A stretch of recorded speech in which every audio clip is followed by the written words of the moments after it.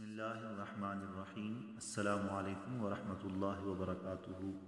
ناظرین محترم، جب قحط کی شدت ہوئی اور بلائے عظیم عام ہو گئی، تمام شہر قحط کی سخت تر مصیبت میں مبتلا ہو گئے اور ہر جانب سے لوگ غلہ خریدنے کے لیے مصر پہنچنے لگے، تو حضرت یوسف علیہ السلام کسی کو ایک اونٹ کے بوجھ سے زیادہ غلہ نہیں دیتے تھے تاکہ مساوات رہے اور سب کی مصیبت دور ہو۔ قحط کی جیسے مصیبت مصر اور دیگر ملکوں میں آئی، ایسے ہی کنعان میں بھی آئی۔ اس وقت حضرت یعقوب علیہ السلام نے بنیامین کے سوا اپنے 10 بیٹوں کو غلہ خریدنے مصر بھیجا۔ جب حضرت یوسف علیہ السلام کے بھائی مصر میں حضرت یوسف علیہ السلام کے پاس حاضر ہوئے تو آپ علیہ السلام نے انہیں دیکھتے ہی پہچان لیا، لیکن وہ آپ علیہ السلام کو نہ پہچان سکے۔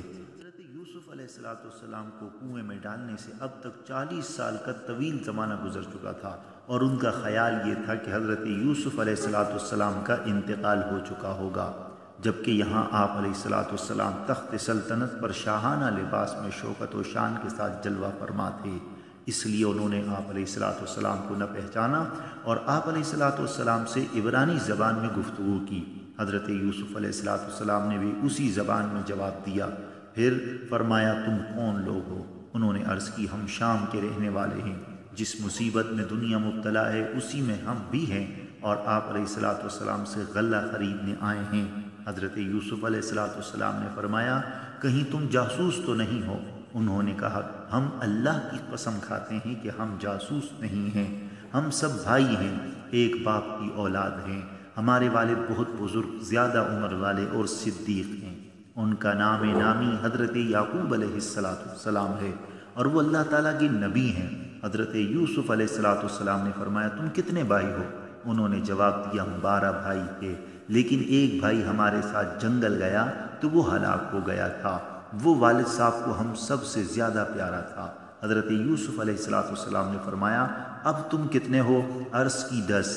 پھر فرمایا، 11واں کہاں ہے؟ انہوں نے جواب دیا، وہ والد صاحب کے پاس ہیں، کیونکہ ہمارا جو بھائی ہلاک ہو گیا تھا وہ اسی کا حقیقی بھائی ہے، اب والد صاحب کی اسی سے کچھ تسلی ہوتی ہے۔ حضرت عبداللہ ابن عباس رضی اللہ تعالی عنہما فرماتے ہیں، حضرت یوسف علیہ السلام نے ان بھائیوں کی بہت عزت کی اور بڑی خاطر و مدارت سے ان کی میزبانی فرمائی۔ ان میں سے ہر ایک کا اونٹ غلے سے بھر دیا اور سفر کے دوران جس چیز کی ضرورت دیر پیش ہو سکتی تھی وہ بھی عطا کر دی۔ جب حضرت یوسف علیہ السلام نے ان کا سامان انہیں مہیا کر دیا تو ان سے فرمایا، تم اپنے جس بھائی کو والد محترم کے پاس چھوڑ آئے ہو اسے میرے پاس لے آؤ۔ کیا تم یہ بات نہیں دیکھتے کہ میں ناپ مکمل کرتا ہوں اور اس میں کوئی کمی نہیں کرتا؟ اگر تم اس کو لے آؤ گے تو ایک اونٹ غلہ اس کے حصے کا اور زیادہ دوں گا، اور کیا تم دیکھتے نہیں کہ میں سب سے بہتر مہمان نواز ہوں؟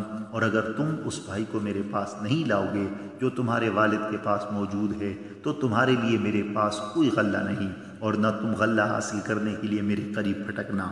حضرت یوسف علیہ السلام کے بھائیوں نے کہا، ہم اس کے باپ سے اس کے متعلق ضرور مطالبہ کریں گے اور خوب کوشش کریں گے یہاں تک کہ ہم اسے لے آئیں، اور بے شک ہم ضرور یہ کام کریں گے جس کا آپ نے ہمیں حکم دیا ہے۔